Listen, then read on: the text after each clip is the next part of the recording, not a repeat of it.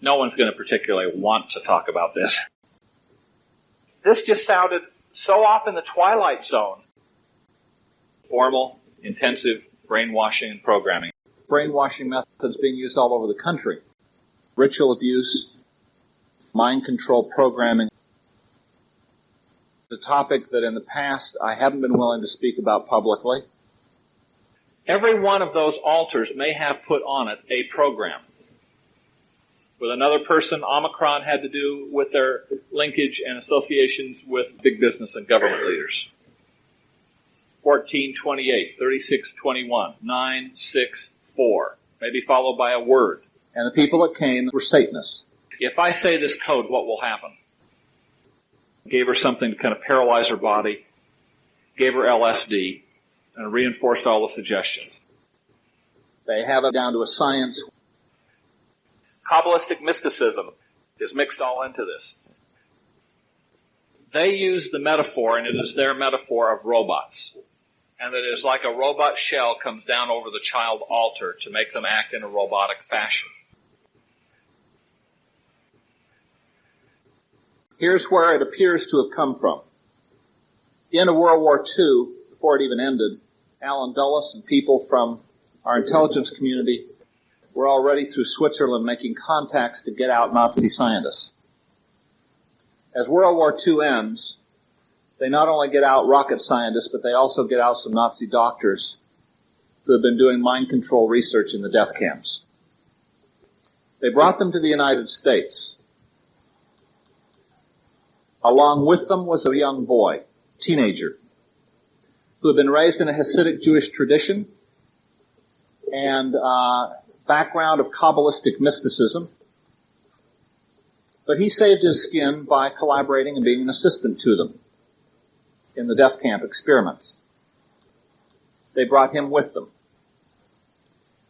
And they started doing mind control research for military intelligence in military hospitals in the United States. And the people that came, the Nazi doctors, were Satanists. Subsequently, the boy changed his name, Americanized it some, obtained an MD degree, became a physician, and continued this work and appears to be at the center of the cult programming today.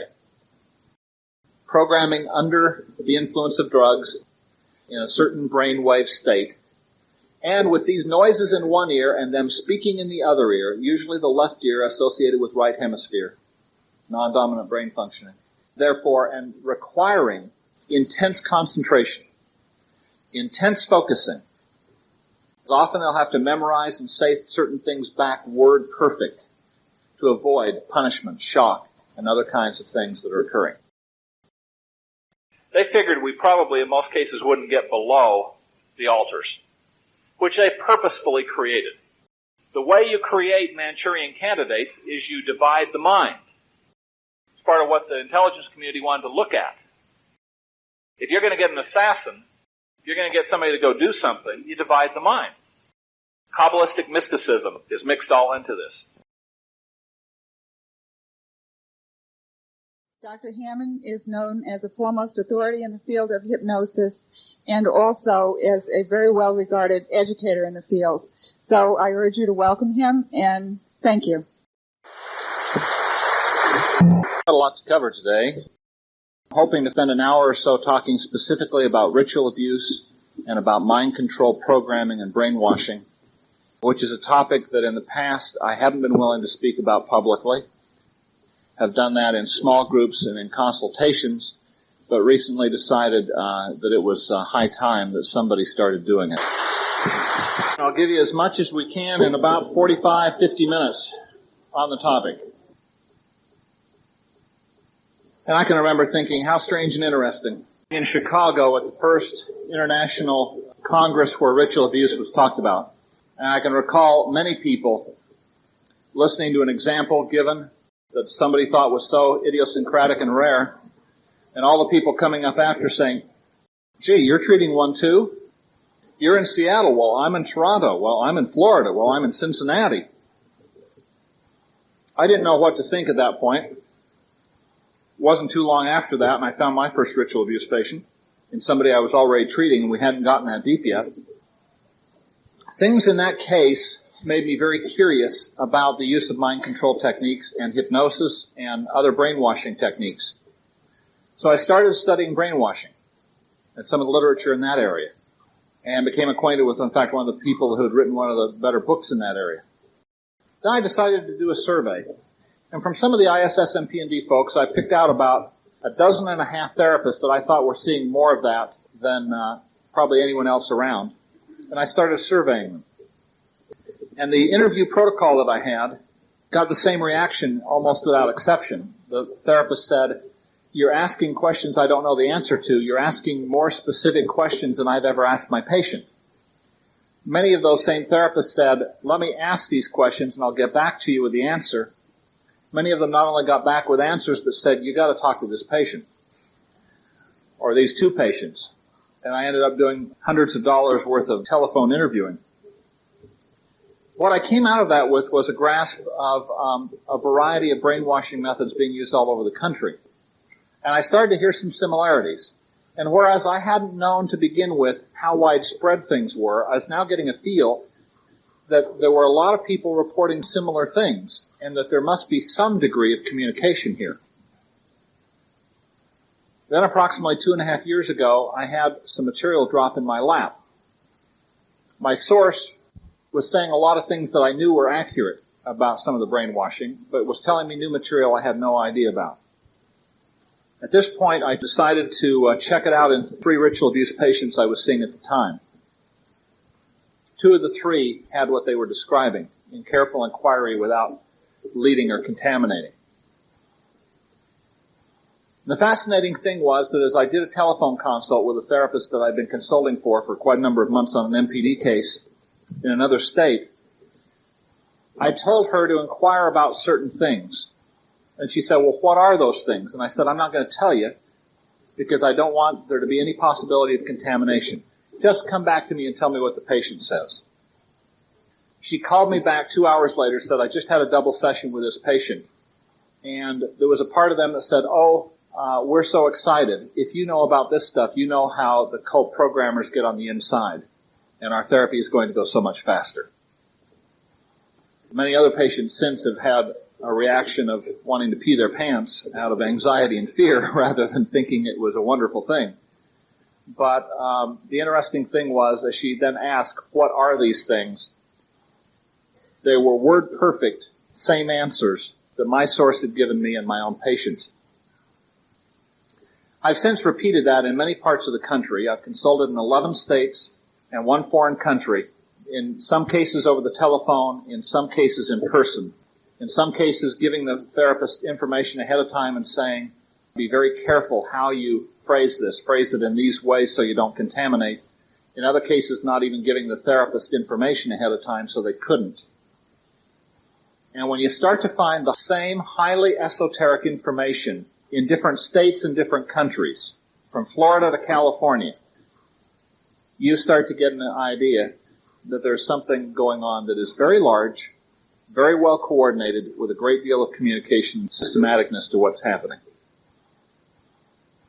So I have gone from someone kind of neutral and not knowing what to think about it all, to someone who clearly believes ritual abuse is real, and that the people who say it isn't are either naive, like people who didn't want to believe the Holocaust, or they're dirty.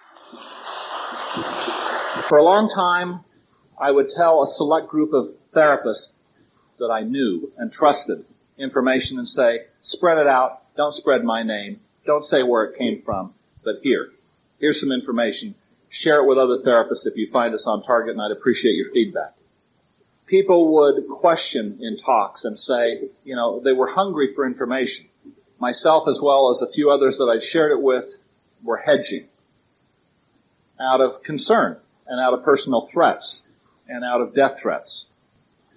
I finally decided to hell with it. They're going to kill me, they're going to kill me. It's time to share more information with therapists.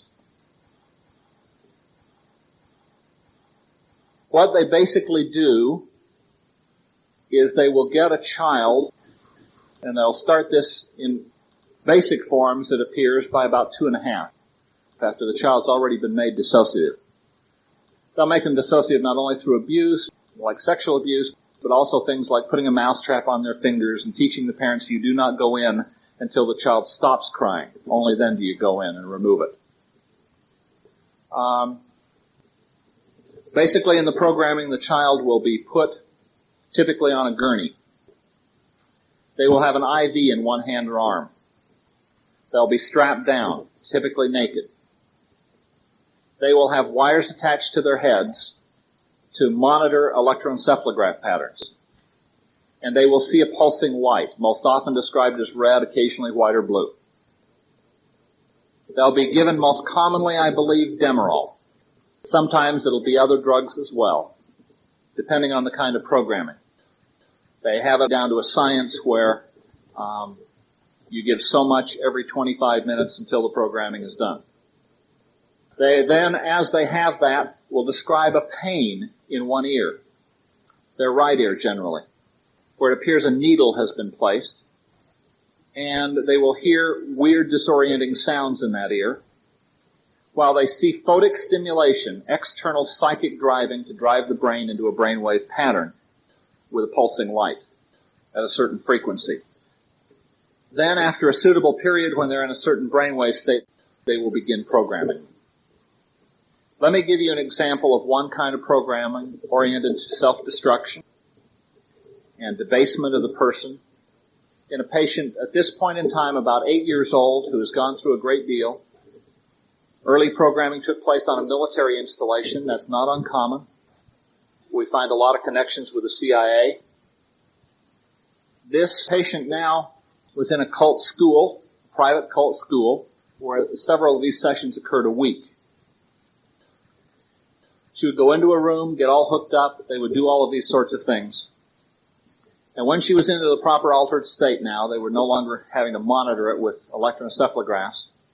She also had already had placed on her electrodes, one in the vagina, for example, 4 on the head. Sometimes they'll be on other parts of the body. And they will then begin. And they would say to her, "You are angry with someone in the group." She said, "No, I'm not." And they violently shocked her. And they would say the same thing until she complied and didn't make any negative response. Then they would continue. And because you are angry with someone in the group, or when you are angry with someone in the group, you will hurt yourself. Do you understand? She said no, and they shocked her. They repeated it again. Do you understand? Well, yes, but I don't want to. Shock her again till they get compliance. And then they keep adding to it. And you will hurt yourself by cutting yourself. Do you understand? And maybe she'd say yes, but they might say, "We don't believe you," and shock her anyway. Go back and go over it again. And they would continue in this sort of fashion. She said typically it seemed as though they'd go about 30 minutes. Take a break for a smoke or something, come back. They may review what they'd done and stop, or they might review what they'd done and go on to new material. She said the sessions might go a half an hour, they might go 3 hours. She estimated 3 times a week. Programming under the influence of drugs in a certain brainwave state, and with these noises in one ear and them speaking in the other ear, usually the left ear associated with right hemisphere, non-dominant brain functioning, therefore, and requiring intense concentration, intense focusing, and because often they'll have to memorize and say certain things back word perfect to avoid punishment, shock, and other kinds of things that are occurring. This is basically how a lot of programming goes on. Some of it will also use other typical brainwashing kinds of techniques. There will be very standardized types of hypnotic things done at times. There'll be sensory deprivation, which we know increases suggestibility in someone. Total sensory deprivation, suggestibility has significantly increased from the research. It's not uncommon for them to use a great deal of that, including formal sensory deprivation chambers before they do certain of these things. Now, let me give you, because we don't have a lot of time, as much practical information as I can. The way that I would inquire as to whether or not some of this might be there would be with ideomotor finger signals after you've set them up. I would say, I want the central inner core of you to take control of the finger signals. Don't ask the unconscious mind. In the case where you're inquiring about ritual abuse, ask for the central inner core. The core is a cult-created part. And I want that central inner core of you to take control of this hand and of these finger signals, and when it has, for the yes finger to float up. Now I want to ask that inner core of you, is there any part of you, any part of Mary, if that's the host name, who knows anything about alpha, beta, delta, or theta? If you get a yes, it should raise a red flag that you might have someone with formal, intensive brainwashing and programming in place. I would then ask and say, I want a part inside who knows something about alpha, beta, delta, and theta to come up to a level where you can speak to me. And when you're here, say, I'm here. I would not ask if a part was willing to. No one's going to particularly want to talk about this. I would just say, I want you, some part who can tell me about this to come out. Without leading them, ask them what these things are. Let me tell you what these are. Let's suppose that this whole front row here are multiples. And that she has an alter named Helen, she has one named Mary, she has one named Gertrude, she has one named Elizabeth, and she has one named Monica. Every one of those altars may have put on it a program, perhaps designated Alpha 009. A cult person could say Alpha 009 or make some kind of hand gesture to indicate this and get the same part out in any one of them, even though they had different names that they may be known by to you. Alpha appear to represent general programmings, the first kinds of things put in. Beta appear to be sexual programs. For example, how to perform oral sex in a certain way, how to perform sex in rituals, having to do with producing child pornography, directing child pornography, prostitution. Delta are killers, trained in how to kill in ceremonies. There'll also be some self-harm stuff mixed in with that. Assassination and killing. Theta are called psychic killers. You know, I had never in my life heard those two terms paired together. I'd never heard the word psychic killers put together. But when you have people in different states, including therapists inquiring and asking, what is theta? And patients say to them, psychic killers. It tends to make one a believer that certain things are very systematic and very widespread. This comes from their belief in psychic sorts of abilities and powers, including their ability to psychically communicate with mother, including their ability to psychically cause somebody to develop a brain aneurysm and die. It also is a more future-oriented kind of programming. Then there's Omega. I usually don't include that word when I say my first questions about, is there any part inside that knows anything about alpha, beta, delta, theta, because Omega will shake them up even more. And Omega has to do with self-destruct programming. Alpha and Omega, the beginning and the end. This can include self-mutilation as well as killing themselves programming. Gamma appears to be system protection and deception programming, which will provide misinformation to you, try to misdirect you, tell you half-truths, protect different things inside. There can also be other Greek letters. I'd recommend that you go and get your entire Greek alphabet, and if you have verified that some of this stuff is present and they have given you some of the right answers about what some of this material is, and I can't underline enough, do not lead them. Do not say, is this killers? Get the answer from them, please. When you've done this, and it appears to be present, I would take your entire Greek alphabet and with idiomotor signals, go through the alphabet and say, is there any programming inside associated with epsilon, omicron, and go on through. There may be some systematicness to some of the other letters, but I'm not aware of it. I found, for example, in one case, zeta had to do with the production of snuff films. With another person, omicron had to do with their linkage and associations with drug smuggling and with the mafia and big business and government leaders. So there's going to be some individualism, I think, in some of those. Some of those are come home programs, come back to the cult, return to the cult programs. Here's the flaw in the system.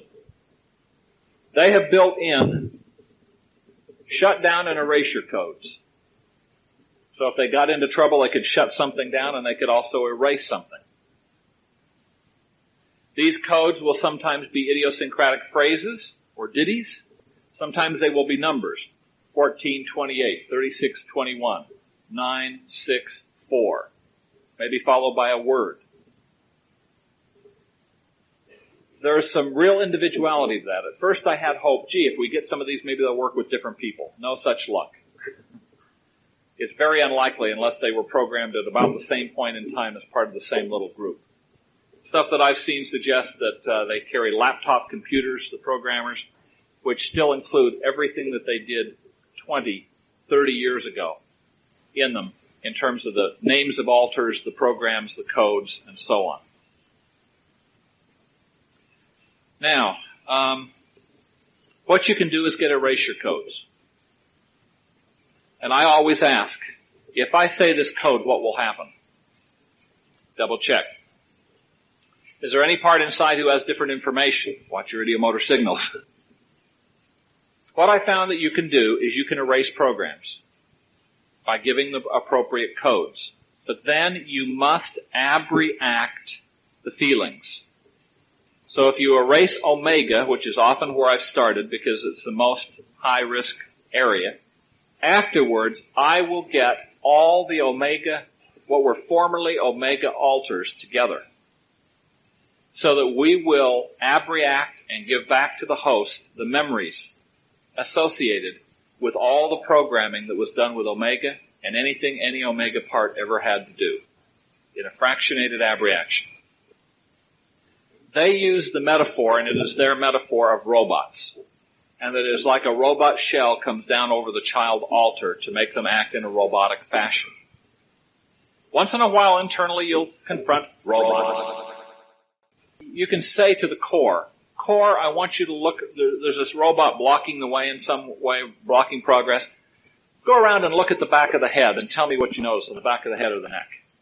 And what was commonly said to me was that there were wires or a switch. And so I'll tell them, pull the wires or flip the switch and it will immobilize the robot. And give me a yes signal when you've done it. Pretty soon you get a yes signal. Great. Now that the robot is immobilized, I want you to open the robot and look inside and tell me what you see. There's generally one or several children. I have them remove the children, and I do a little hypnotic magic and ask the core to vaporize, to use a laser and vaporize the robot so nothing is left. They're usually quite amazed that this works, as have been a number of therapists. Now, there are many different layers of this stuff is the problem. What we have up here are innumerable alters. I'll tell you one of the fascinating things I've seen. I remember a little over a year ago coming in to see some of the tough cases at a dissociative disorders unit of a couple of the finest MPD therapists in this country who are always part of all the international meetings, have lectured internationally. And as we worked together and I looked at some of their patients, they were amazed at certain things because they had not been aware of this before. And as we worked with some of the patients and confirmed it there, I remember one woman who'd been inpatient for 3 years, still was inpatient. Another who had 1 intensive year of inpatient work with all the finest MPD therapy you can imagine. Abreactions, integrations, facilitating cooperation, art therapy, journaling, on and on and on. Intensively for 1 inpatient year, followed by an intensive year of outpatient therapy, 2-3 hours a week. In both patients, we found out that all of this great work had done nothing but deal with the alters up here and had not touched the mind control programming. And in fact, it was not only intact, but we found that the one who was outpatient was having her therapy monitored every session by her mother out of state over the telephone. And that she still had intact suggestions that had been given to her at a certain future time to kill her therapist. Now, one of the things that I would very carefully check is I would suggest that you ask the core, not just the unconscious mind. Ask the core, is there any part inside that continues to have contact with people associated with the cult? Is there any part inside who goes to cult rituals or meetings? Is there a recording device inside of Mary, if that's the host's name? A recording device inside so that someone can find out the things that have been said in sessions. This doesn't mean they're monitored. Many of them just simply have it. Is there someone who debriefs some part inside for what happens in our therapy sessions? I have the very uncomfortable feeling from some past experience that when you look at this, you will find the larger proportion of ritual abuse victims in this country are having their ongoing therapy monitored. I remember a woman who came in and about 24 years old, claimed her father was a Satanist. Her parents divorced when she was 6. After that, it would only be when her father had visitation, and he would take her to rituals sometimes. Up until age 15, she said, I haven't gone to anything since I was 15. Her therapist believed this at face value. We sat in my office. We did a 2-hour inquiry using hypnosis. We found the programming present, and in addition to that, we found out that every therapy session was debriefed. And in fact, they had told her to get sick and not come to the appointment with me. Another one had been told that I was cult, and that if I came, she would know that I'd been told not to come and I would punish her. If anything meaningful comes out in a patient who's being monitored like that, from what I've learned thus far, they're tortured with electric shocks. My belief is, if they're in that situation, you can do meaningful therapy, other than being supportive and caring and letting them know you care a lot and you'll be there to support them. You're going to find that probably greater than 50% of these patients, if they're bloodline, meaning mother or dad or both, will be monitored on some ongoing basis. Now, when you come below the altars, you then have alpha, beta, delta, theta, so on and so forth, the Greek letter programming. And they will then have backups. Backup programs. There will typically be an erasure code for the backups. There may be one code that combines all the backups into one, and then an erasure code for them. Or simply one code that erases all the backups. So, I will get the code for, let's say, Omega, and for all the Omega backups at the same time. After I've asked about what will happen if I give this, I will give the code.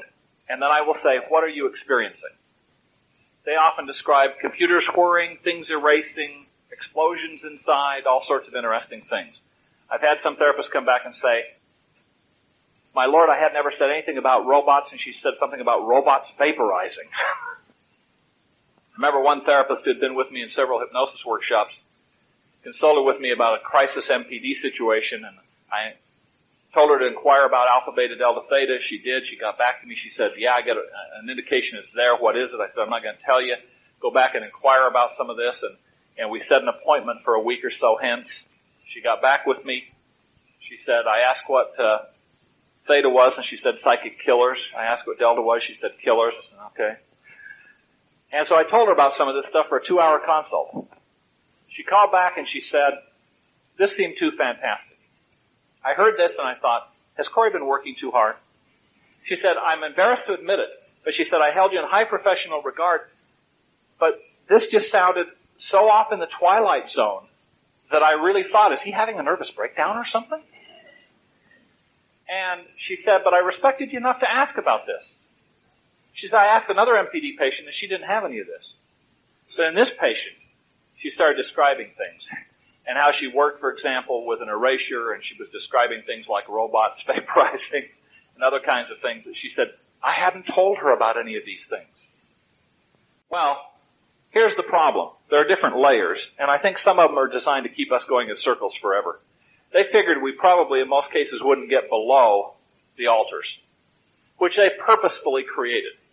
The way you create Manchurian candidates is you divide the mind. It's part of what the intelligence community wanted to look at.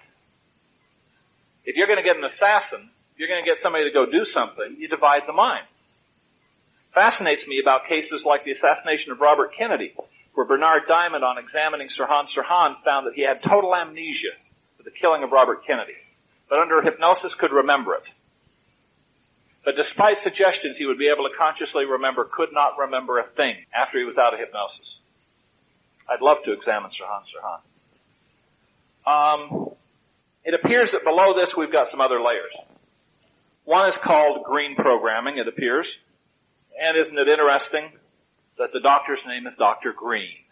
One of the questions I'll ask in a way to not contaminate is, after I've identified some of this stuff is there and they've given me a few right answers about what some of it is, if there were a doctor associated with this programming, and his name were a color, like Dr. Chartreuse or something, if his name were a color, what would the color be?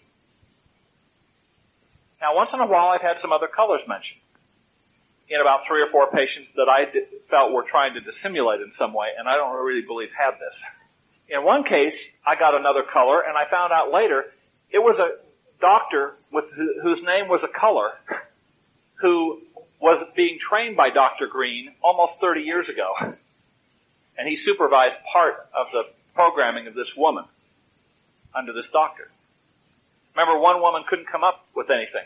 No altar would speak up with anything. I said, okay, and we went on to some other material. About 2 minutes later, she said, Green. You mean Dr. Green? There appears to be some green programming below that. It has a structure sort of like this, that you get down to fewer and more essential programs the deeper you go. Below green programming is ultra green and the green tree. Kabbalistic mysticism is mixed all into this. If you're going to work with this, you need to pick up a couple of books on the Kabbalah. One is by a man named Dion Fortune, D-I-O-N, Fortune, F-O-R-T-U-N-E, called the Kabbalah with a Q. I knew nothing about the Kabbalah. It was interesting, a patient had sat in my waiting area, got there considerably early, and drew a detailed, multicolored Kabbalistic tree over 2 years ago. And it took me 2 months to figure out what it was. Finally showing it to somebody else, they said, that looks an awful lot like a Kabbalistic tree. That rang a bell with some esoteric in an old book, and I dug it out. That was the background of Dr. Green. Let me give you some information about parts inside that may be helpful to you. You're going to inquire about these things. There will often be a part called Black Master, a part called Master Programmer, and that there will be computer operators inside. How many of you have come on to computer things in patients? There will typically be computer operators. Computer operator black, computer operator green, computer operator purple. Sometimes they'll have numbers instead. Sometimes they'll be called systems information directors. I will ask inside, is there a part inside named Dr. Green? You'll find that there are, if they have this kind of programming, in my experience. And usually with a little work and reframing, you can turn them and help them to realize that they were really a child part who's playing a role and they had no choice then, but they do now. They played their role very, very well, but that they don't have to continue to play it with you because they're safe here. Now, they have tried to protect this very carefully. Let me give you an example with Ultra Green. We were going along, and a patient was close to getting well, approaching final integration in a non-bloodline, and she suddenly started hallucinating. And her fingers were becoming hammers and other things like that. And so I used an affect bridge and we went back. And we found that what happened was that they gave suggestions that if she ever got well, got to a certain point, she would go crazy. And the way they did this was they strapped her down and they gave her LSD. And then when she began hallucinating, they inquired about the nature of the hallucinations so they could utilize them in good Ericksonian fashion and build on them. And then combine the drug effect with powerful suggestions. If you ever get to this point, you will go crazy. If you ever get fully integrated and get well, you will go crazy like this and will be locked up in an institution for the rest of your life. And they gave those suggestions vigorously and repetitively. Finally, they introduced other suggestions that rather than have this happen, it would be easier to just kill yourself. In a bloodline patient then, as I began inquiring about deep material, the patient started to experience similar symptoms. We went back and we found that identical things were done to her. And this was called the Greenbaum, B-O-M-B. Lots of interesting internal consistencies, like that play on words with Dr. Greenbaum, his original name. Now, in this case, it was done to her at age 9 for the first time. And then only hers was different. Hers was a suggestion for amnesia. If you ever remember anything about ultra green and the green tree, you will go crazy. You will become a vegetable and be locked up forever. And then finally the suggestions added, and it'll be easier to just kill yourself than have that happen to you. If you even remember it, 3 years later, they used what sounds like an Amytal interview to try to breach the amnesia and find out if they could. They couldn't. So then they strapped her down again, took and gave her something to kind of paralyze her body, gave her LSD, an even bigger dose, and reinforced all the suggestions. Did a similar thing at the age of 16. So these are some of the kind of booby traps you'll run into. There are a number of cases where they've combined powerful drug effects like this with a suggestion to keep us from discovering some of this deeper level stuff. What's the bottom? Your guess is as good as mine. I think that we can move down to deeper levels, and if we deal with some of the deeper level stuff, it may destroy all the stuff above it. But we don't even know that yet. Some of the patients I'm working with, we have pretty much dealt with a lot of the top level stuff, and I'll tell you how we've done some of that. We'll take and erase one system like omega. Then we will have a huge abreaction of all the memories and feelings in a fractionated abreaction associated with those parts. I typically find, and I'll say to them, now that we've done this, are there any other memories or feelings that any parts that were omega still have? The answer is usually no. At that point, the majority, if not all of those parts that used to be omega no longer feel different, realizing that you were split off originally by them and want to go home, to marry, and become one with her again. And I use the concept often now, which came from a patient, of going home and becoming one with her. Going back from whence you came.